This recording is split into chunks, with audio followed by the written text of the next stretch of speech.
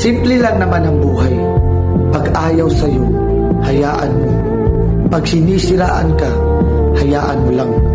Pag hinuhusgahan ka, hayaan mo. Doon ka sa tao na gusto ka at tanggap ka. Dapat maging proud ka sa sarili mo kung sino ka at kung ano ka. Huwag mong iisipin ang sasabihin ng ibang tao dahil mas kilala mo ang sarili mo kaysa sa mata ng mga tao na papaghusga. Di ba may kasabihan, kung mabait ka sa ibang tao, huwag kang umasa na magiging mabait din sila sa iyo. Dahil katulad ng kamay natin sa daliri, hindi pantay. Dahil ang bawat tao sa mundo may iba't ibang ugali.